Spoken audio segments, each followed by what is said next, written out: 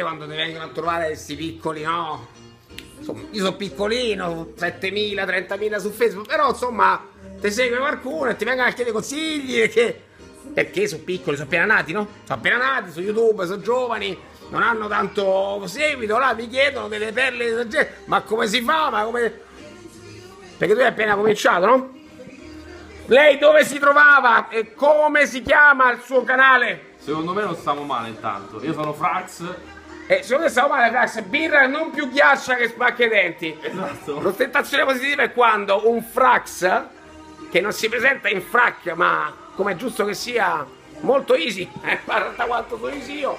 Cioè, voglio dire, ma come sono fatta la doccia oggi? Sono andato a camminare, la grande presa per il culo oggi, la numero 2. 2 volte in 2 mesi a camminare. E stasera si mangia perché non vorrei perdere peso.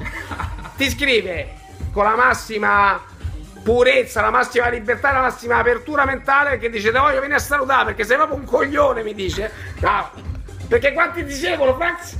Siamo 271.000.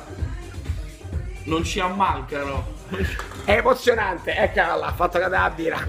E che voglio dire, è molto bello. Credo che quella del web possa essere un'esperienza bella da vivere. Fantastico. Ma gestita bene, nel senso che voglio dire, si potrebbe anche perdere un po' la testa volendo. Tanto lavoro e bisogna starci attento. E bisogna, scusa che non ti riprendevo perché non volevo essere una persona assolutamente che voleva perseguire la telecamera, non voglio sembrare. E allora Live Your Life, diciamo che è la colonna sonora.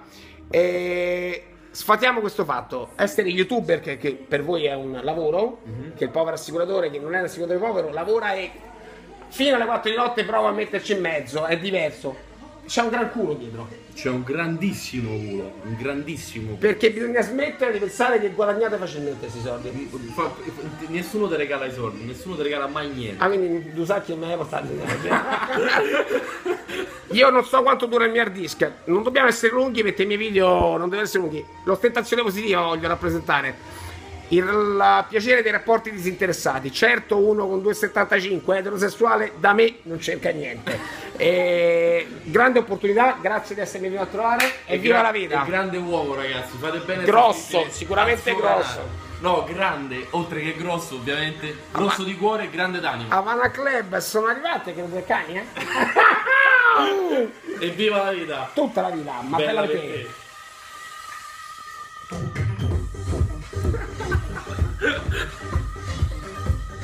Come si chiama? Romix. Posso venire a portare i panini?